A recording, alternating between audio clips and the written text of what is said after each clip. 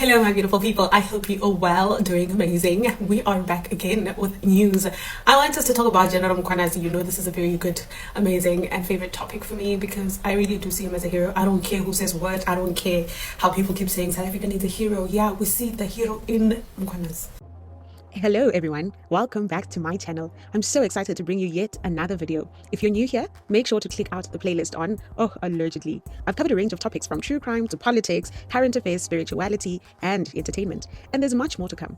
But before we get into today's discussion, I want to share a few disclaimers. Firstly, all the information I'll be sharing today comes from credible sources such as the media outlets or directly from the individuals involved. I want to assure you that I won't be making any facts. Everything discussed here has been previously reported or disclosed by the parties themselves. Additionally, I'll be providing updates on any ongoing court proceedings related to the cases that may need such an update. And finally, it's important to note that the information discussed in this video remains allegations until proven otherwise in the court of law.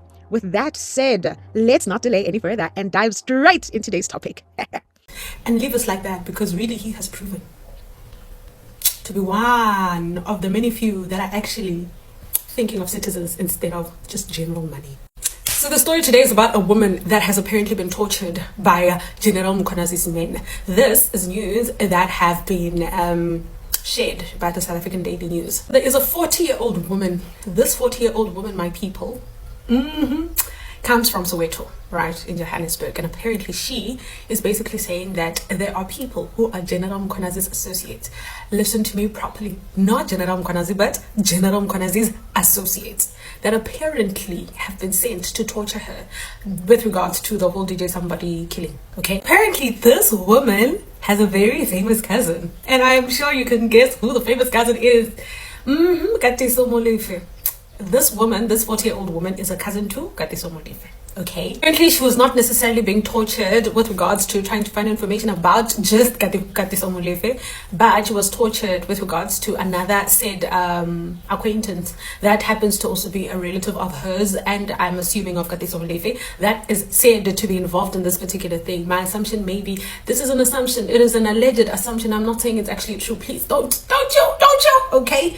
Maybe the child, the child of Katiso Molefe, who apparently has run away to go and hide in Mozambique, if not mistaken. Now they even tell us her name. And my people, it is not different from Lebo Molefe. Her name is Lebo Molefe. Okay, Lebo Molefe is basically telling the story. She's saying, Yazin Bagiti, I mina bengleli. I was sitting in Maponya Mall on the 16th of December, 2024. Last year, and like what's the Sotho word of it? Yeah, I was with my children. She was with 3 children. And they were just chilling there, eating, dining there by Maponya Mall. And apparently the police officers came in. Men who are said to be police officers walked into this particular shop and said, hey, we are apprehending you. We are police officers and we want to investigate you. Apparently they were forcefully grabbed and taken from that restaurant.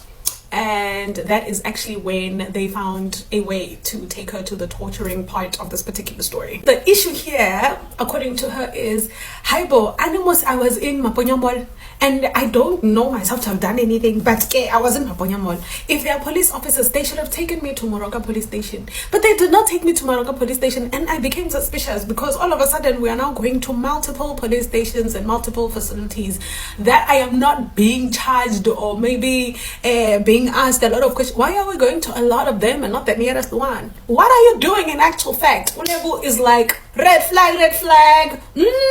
So I do understand why she is frustrated about this, because what Lebo Molefe is saying is, hey, after that happened, in all these particular facilities that we're going to, they were literally putting me in, they were strangling me, they were putting plastic over my head, they were hitting me, they were abusing me, sexually assaulting me. Yazin, this is a lot for me as a woman, and hearing another woman say this, regardless of the fact that she's a 40-year-old and she's a relative of someone who may be a suspect, that to me isn't fair. Let's take away the associates of Mkhwanazi from a very basic humanly rights. That is scary, especially in South Africa, because we are fighting a lot of wars here, and we are fighting a war of women being abused.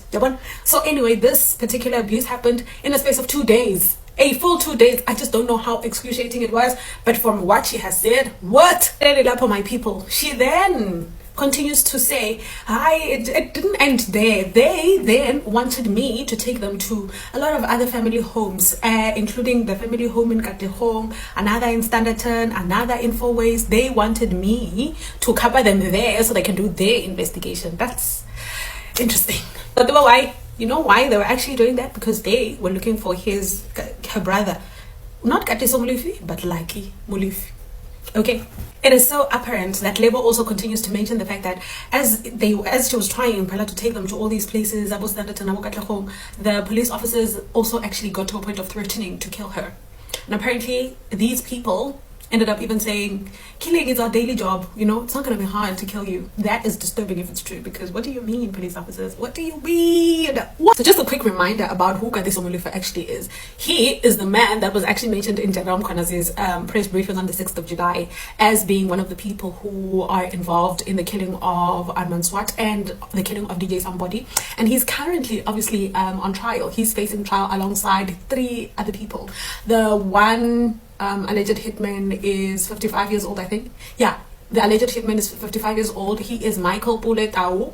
The other is Muzake Kana, 35 years old. The other is Tieho Floyd Mabusela. He is 47 years old. And this is obviously for the murders of DJ Sumbody, DJ Fistos, DJ Arman Swat, from Vereeniging, and DJ Sumbody and his 2 bodyguards. I'm sorry, not just him. According to South African Daily, apparently it's not the first time that Mkhwanazi's acquaintances actually found, or the police that are linked to Mkhwanazi actually found doing weird things, or accused of going beyond the law, or are faced with just accusations of unlawful conduct when it comes to how they do their work. In January, if I'm mistaken, it's Jan. Yeah, in January, IPID started making investigations, started investigating with regards to the rogue things that the special task teams unit was actually doing, apparently. Because apparently what happened is some of the members actually apparently kidnapped an SAPS ballistics expert. That's a lot. And this was because they wanted to obtain crucial evidence, right, in the case of DJ Sumbody. So basically, clearly, this is very important. It's a very important case, but I do understand why it's important, because it links a lot of people to different things. And I think it's one of those movie stunts where you find people wanting a drug lord or a criminal for so long because they know this person has done so many things but leaves no trail. And now when there's like that small light, kind of, you literally go for him with everything you have because you definitely know he's a criminal, and you're trying to figure out how much information you can get from, just so you can prove that he actually is. That's what I think is happening now. Going back to Lebo, apparently, Lebo Molefe said she has opened a criminal case in Kliptown police station, and she has basically provided medical reports with regards to what happened to her, and she has provided these also to IPID, okay? But according to her, she feels like there's just not much progress, you know, and they could do better when it comes to the progress of the case. And yeah, because she feels like she has gone through the worst experience of her life, and she didn't think that could ever happen to her, which makes sense because no one actually thinks something bad like that could ever happen to you, especially when it comes to the police. Although South Africa has been known to be a very interesting country when it comes to law enforcement. But anyway, please let me know what you think about this particular story. What do you think about it? Do we have to include Mkhwanazi's name in it? Do we not? Why did we not just mention the police officers and not associate it with him? I don't know. Maybe why is it important for us to know that? Is it a good cause? Is it not? Tell me what you think in the comments below. Thank you. Bye.